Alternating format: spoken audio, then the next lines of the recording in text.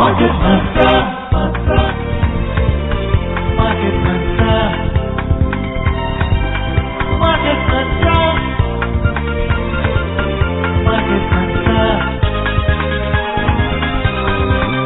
Market Mantra.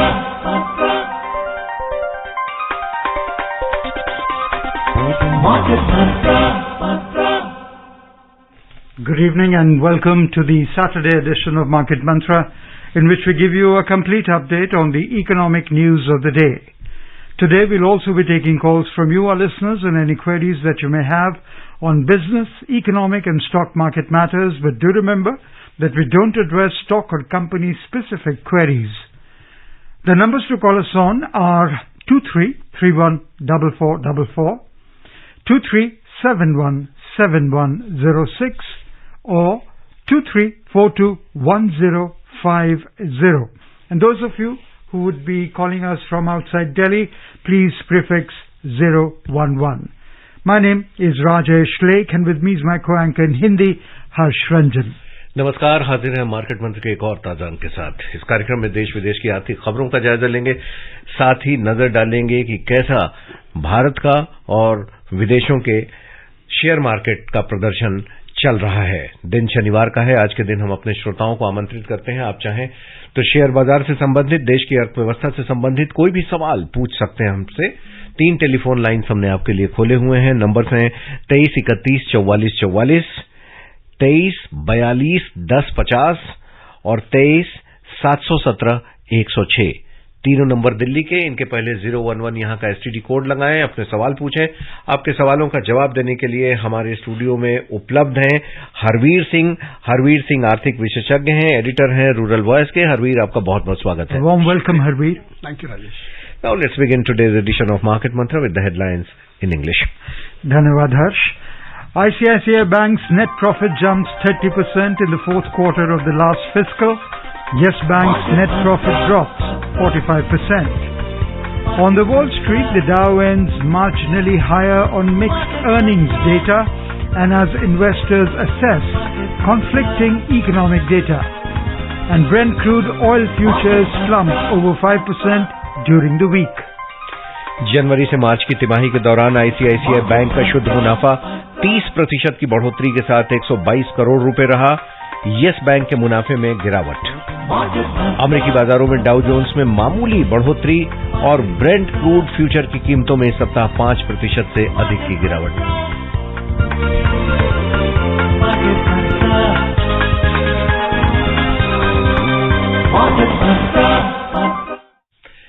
Bank हमारी अर्थव्यवस्था के एक सशक्त खंभे हैं और कुछ बैंकों के रिजल्ट्स आए हैं, हम अपने श्रोताओं के साथ उन्हें शेयर करेंगे।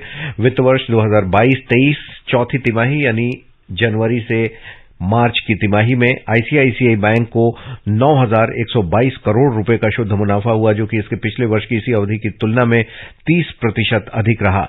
जनवरी से मार्च की तिमाही के दौरान बैंक की शुद्ध आय में 32% की बढ़ोतरी रही और ये 36,109 करोड़ रुपए रही।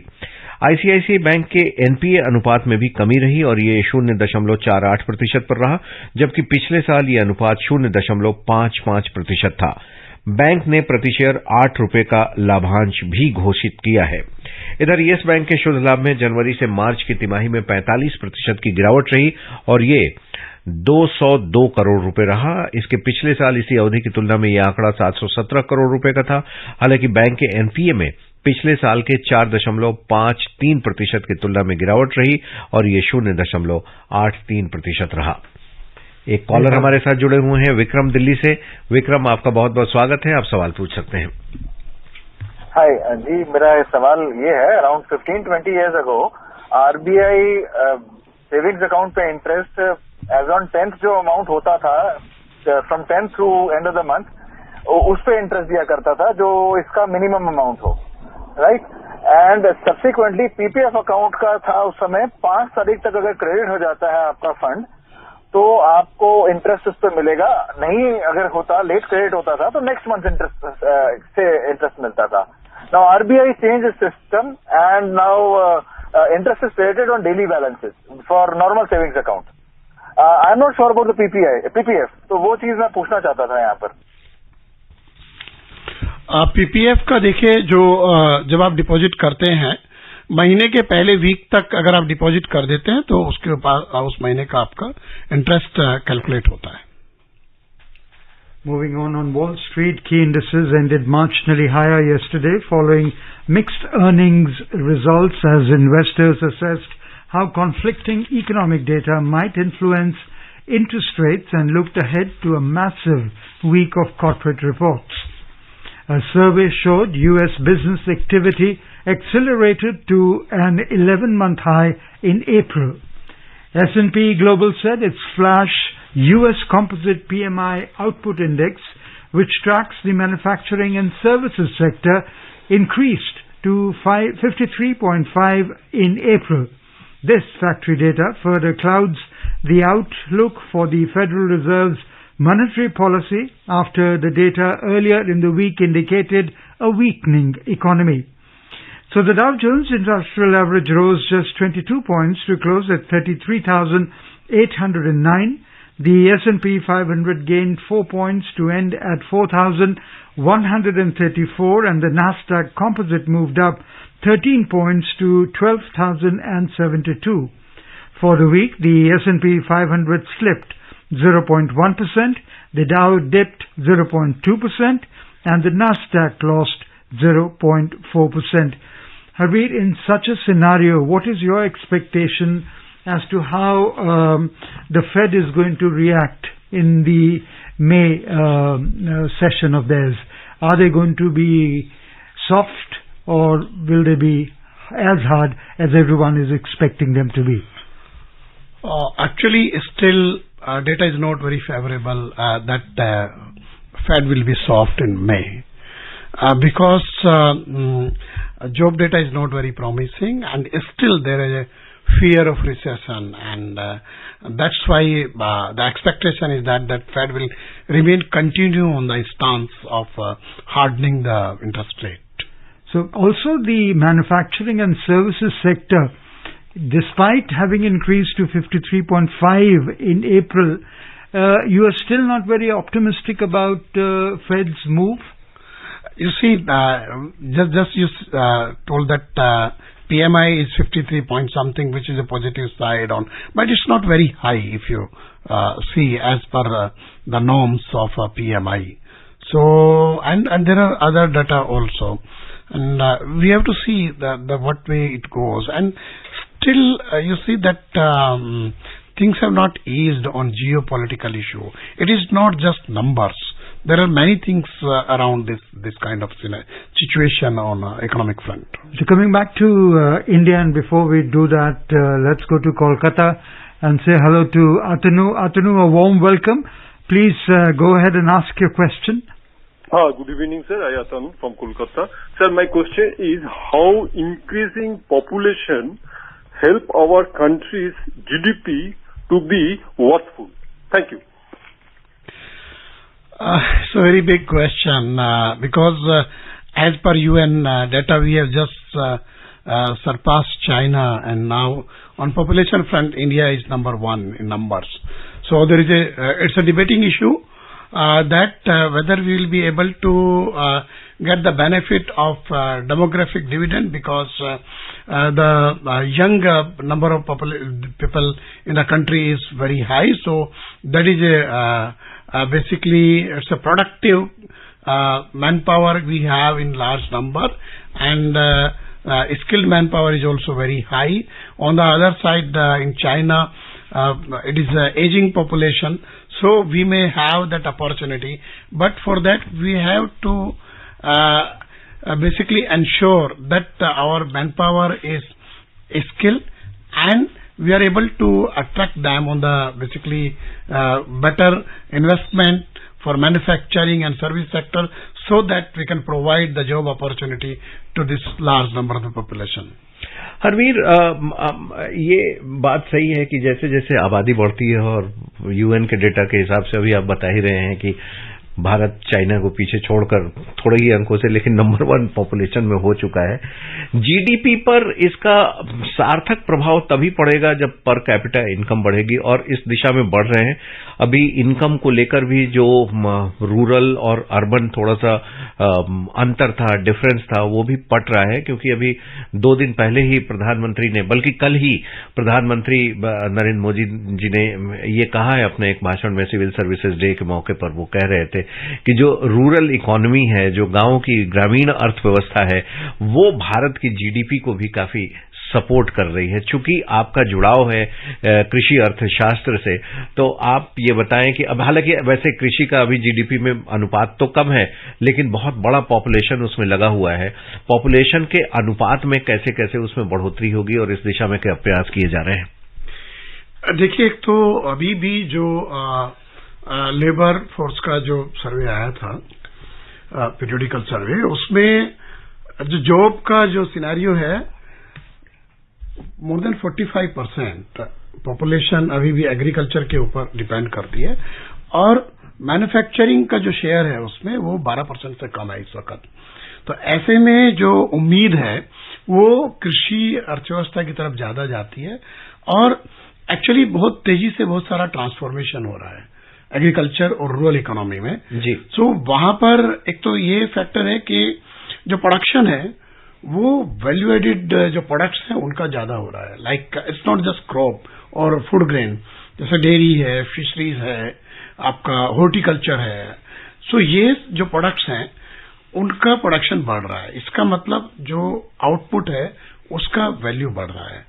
और दूसरे ये भी है कि जाहिर सी बात है कि जिस तरह इंफ्रास्ट्रक्चर डेवलपमेंट्स हो रहा है देश में, उसका फायदा रूरल इकोनॉमी को मिलेगा। अभी एक चैलेंज ये है कि हम कैसे ज्यादा से ज्यादा जो एक्टिविटीज हैं उनको रूरल एरिया में लेकर के जाएं, और ये जो इकोनॉमिस्ट है, जो पॉलिसी मेकर है, उनका अब यही मानना है कि इस बड़ी तादाद में जो पॉपुलेशन है उसको अगर हमें सपोर्ट करना है तो ज्यादातर एक्टिविटीज हमें एग्रीकल्चर एंड अलाइड पे लेके जाना पड़ेगा। ऐसा भी एक कॉन्सेप्ट है कि can we convert our fields into factories.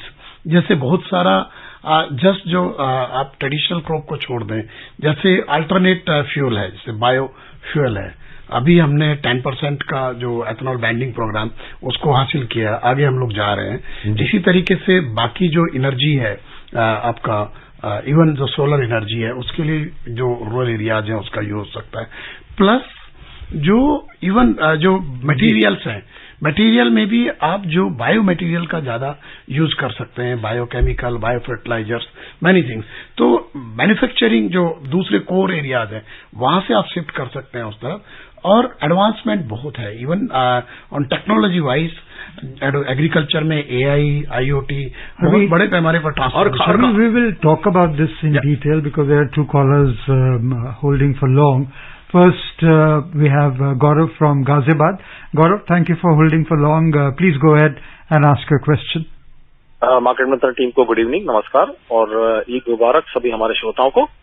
Sir हरिवीर जी, बहुत खुशी हुई आपके बहुत दिनों बाद आए हैं। एग्रीकल्चर के बारे में बताएं, क्या अभी जो बीच में कुछ न्यूज आई थी, बारिश हो गई और मंडी में अनाज कुछ खराब हुआ, तो उसका ओवरऑल क्या इम्पैक्ट होगा, और दिस इज नॉट एक्चुअली ज्यादा इम्पैक्ट नहीं होगा, इकोनॉमिक रूरल अच्छी रहेगी।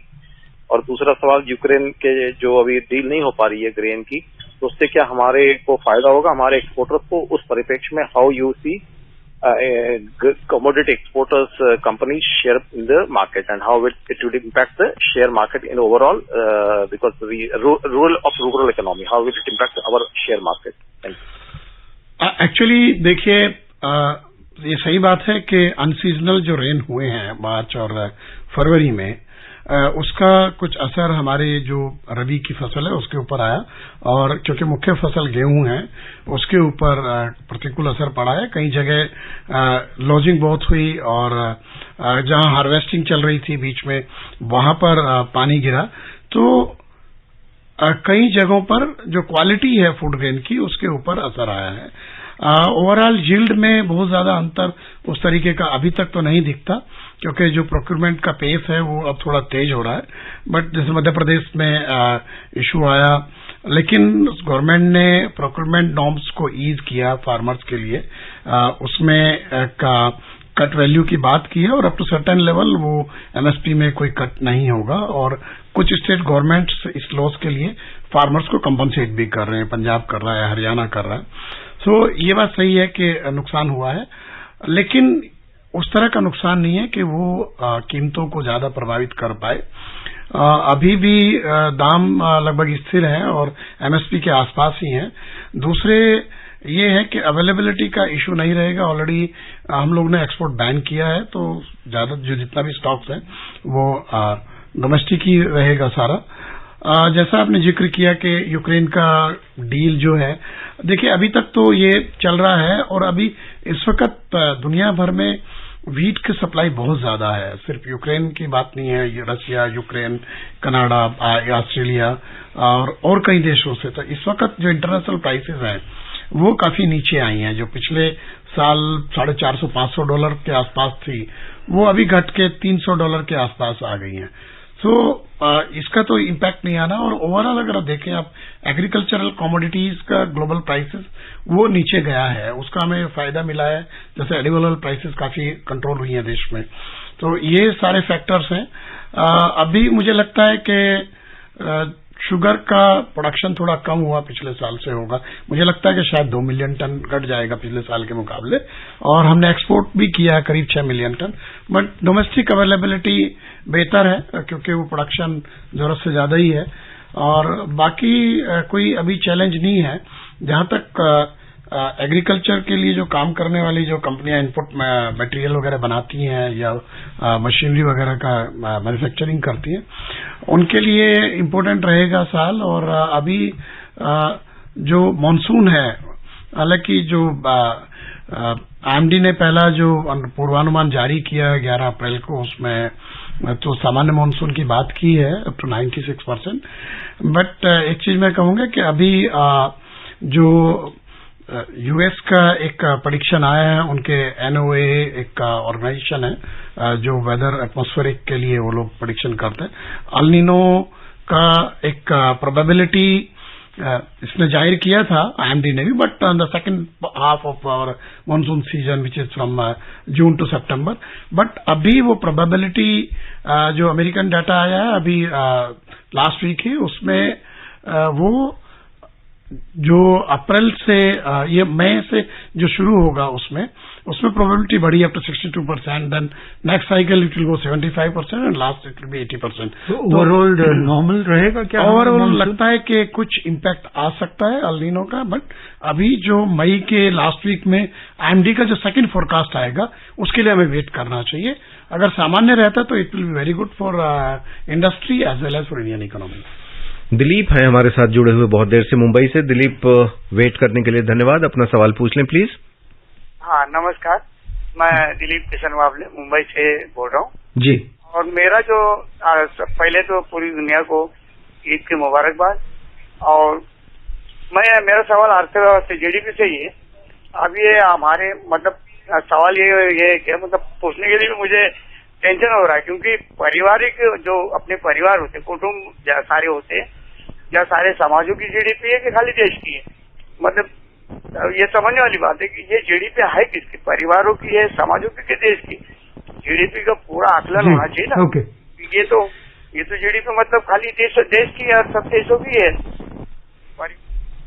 नहीं, देखिए जीडीपी का मतलब है कि जो हम नया प्रोड्यूस कर रहे हैं, जो ऐड कर रहे हैं इकोनॉमी में, वो जीडीपी होता है। It is gross domestic product overall, ये उसको कहते हैं। और जाहिर सी बात है कि जो हमारा उसको कैलकुलेट करने का एक जो पैरामीटर्स है उसके हिसाब से होता है। इसमें ऑल सेक्टर्स ऑफ इकोनॉमी वो सब शामिल होते हैं। देश में जो भी इकोनॉमिक एक्टिविटीज है सारी उसमें समाहित होती है। Hansmukh is with us from Mumbai. A warm welcome. Please go ahead and ask your question. Yeah, good afternoon. Good evening, Margaret. Good evening.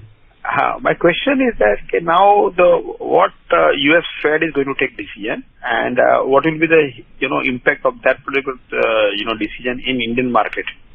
Thanks.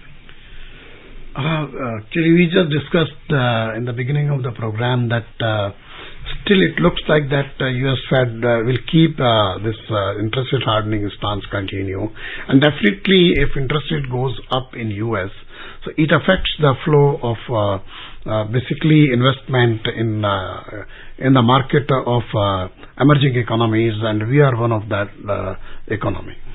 So Harveer, coming back to the Indian economy, particularly the rural economy that we were talking about, everything is based on consumption. And it is believed by the brands also, since they are going to tier 1, tier 2 cities, and they all feel that the next set of customers or next set of big consumption is going to come from the rural economy. So what is it that you feel? You mentioned things like field to factory is something that one should look forward to. We would like you to explain further about this field to factory concept that you have in your mind, and also how the rural economy can be boosted to ensure that it consumes more. How can we accelerate the consumption there? No, actually, if we go to go for alternate products to the field, and we grow that kind of material there, which can substitute some synthetic products and material. So then definitely production activity will increase in agriculture sector, as well as money flow will also increase. So income in the area will go up. And we have this option now, because you see, if we invest something on agriculture, particularly on research and development, it gives you more than 10 times of result on that. But at the same time, if as per the latest data, if we see that if your manufacturing grows up to 7%, job creation will be added only just 0.1%. And we need more jobs. If more hands have jobs, definitely the consumption level will go up. And agriculture is the sector which consumes most. Whatever they earn, they consume, so they spend. So it has more basically probability to spend more and to consume more, and creates a bigger market potential for other sectors also. So that is the reason. And if we infuse more funds to the rural economy and rural sector, so definitely it gives a bigger boost to the overall economy. That is I think this is my thinking in that way. Okay, and also we were speaking to one of the experts last week, and he said that in the coming days there are hardly any triggers, based on which the market could react positively, and there are not many good sentiments happening in the markets. Given the scenario, you think the FIIs or the DIIs are going to be interested in what is happening, or how can we hold the interest?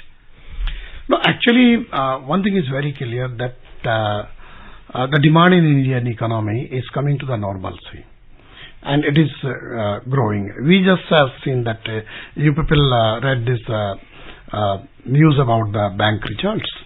Why banks are making more profit? It means that more credit offtake is happening. Okay, it is very clear. So if earnings of the banks are increasing, it means that credit is going somewhere for a productive investment in that case. So one reason is that. Another is that maybe it will depend on the stock market, how attractive is Indian stocks compared to other markets, in other emerging markets as well as in the big markets of the developed countries. So it depends on that, whether FIIs inflow will increase, and in recent weeks we have seen an increase into FIIs inflow. Otherwise, in the past 6 months there was a outflow of FIIs in Indian markets. और ये भी तब हुआ है जबकि लगातार US Fed अभी strong है और रेट्स बढ़ा रहे हैं, इसके बावजूद भारत में एफआईआईज इनफ्लो का वापस आना, एक तो हमारा डोमेस्टिक जो बेस है इन्वेस्टर्स का वो बहुत बड़ा है, और यही वजह है कि तमाम विपरीत ग्लोबल परिस्थितियों में भी हमारे शेयर मार्केट या हमारी इकोनॉमी बहुत अच्छी रही है और इसे एक पूरी दुनिया ब्राइट स्पॉट कह रही है. तो हरवीर, हम तो ये मानते हैं कि एफआईआईज का आना उसमें एक और अच्छी बात है, जिससे कि एक रोबस्ट ग्रोथ का ऑप्शन हमें मिलता है. So and also Harsh read out about the ICICI Bank's net profit jump of 30%. Now and you mentioned about, the banks doing pretty well. So what is your take on the banking sector? How will it perform in the coming days? I think we have seen the results in the last few days also, like other private banks also gave good results on profit side. And I think this bankruptcy and insolvency code and the bad debt, it is being resolved. So balance sheet is getting more cleaned in that case. That's why the provisioning may be going lower, and that is adding the profit for the banks. That is also one of the reason. Okay. And क्या लगता है आपको India story के बारे में? Are you gung-ho about it? आपको लगता है कि इंडिया स्टोरी बिल्कुल इंटैक्ट है कि ये एक ऐसी स्टोरी है जिसमें सबको भाग लेना चाहिए? देखिए, ये तो फैक्ट है कि हम लोगों का जो ग्रोथ है वो बाकी बहुत सारे देशों से बेहतर है। जो बिग इकोनॉमीज हैं उनमें अभी भी जो IMF का प्रेडिक्शन आया हो या वर्ल्ड बैंक का आया हो या एशियन डेवलपमेंट बैंक का आया हो, ये बात अलग है कि सबने जो पहला प्रेडिक्शन था उसके मुकाबले उसमें थोड़ा कमी की है, थोड़ा करेक्शन किया है, but still it is reasonably good growth. But we need more growth because हमें बड़े पैमाने पर जो ये एक तरीके से हम जो कहते हैं कि एक जो गैप है different section of the society, ultra rich और बाकी लोगों के बीच, उसको कम करना है तो हमें ज्यादा तेजी से ग्रो करना पड़ेगा, क्योंकि still we have a very large number of population below poverty line.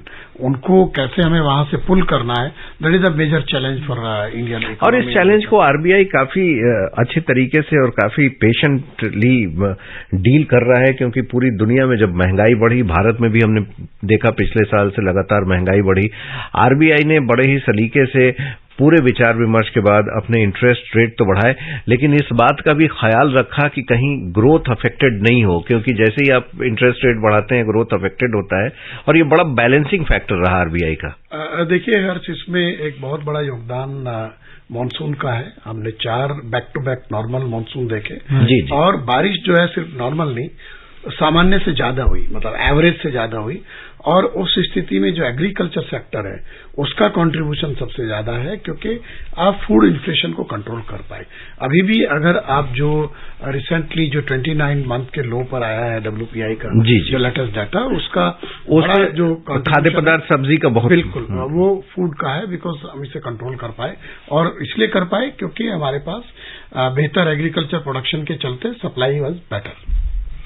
Supply chain management में भी भारत काफी बेहतरीन काम कर रहा है, और यही वजह है कि जैसे वेयर हाउसिंग में भी जो कृषि से आप संबंधित हैं, जो नुकसान होता था गेहूं का, चावल का, उसको अच्छे भंडारण क्षमता का उपयोग कर काफी बढ़ाया गया है। Moving on, the global crude oil prices ended sharply lower and fell over 5% as interest rate and demand uncertainty weighed in. So the Brent futures ended the week at $81.66 per barrel, slumping 5.4% during the week. U.S. crude futures closed the week at $77.87 per barrel, plunging 5.6% during the week. In closing, Harveer, how do you feel the market is going to behave in the coming week? I think we have seen very good results from some big companies in last 2-3 days, and market will take a clue from there in coming days, coming week. बिल्कुल, आज के लिए market मंत्रा में इतना ही, क्योंकि वक्त खत्म हो रहा है। लेकिन अंत करें इसके पहले हेडलाइंस एक बार फिर। जनवरी से मार्च की तिमाही के दौरान आईसीआईसीआई बैंक का शुद्ध मुनाफा 30% की बढ़ोतरी के साथ 9,122 करोड़ रुपए रहा, लेकिन यस बैंक के मुनाफे में थोड़ी गिरावट। अमेरिकी बाजारों में डाउ जोन्स में मामूली बढ़ोतरी और ब्रेंट क्रूड फ्यूचर की कीमतों में इस सप्ताह 5% से अधिक की गिरावट। ICICI Bank's net profit jumps 30% in the fourth quarter of the last fiscal. Yes Bank's net profit drops 45%. On the Wall Street, the Dow ends marginally higher on mixed earnings data and as investors assess conflicting economic data. And Brent crude oil futures slump over 5% during the week. That's all we have in this edition of Market Mantra. Thank you so much, Harveer, for being with us. Thank you. नमस्कार. Till tomorrow, goodbye.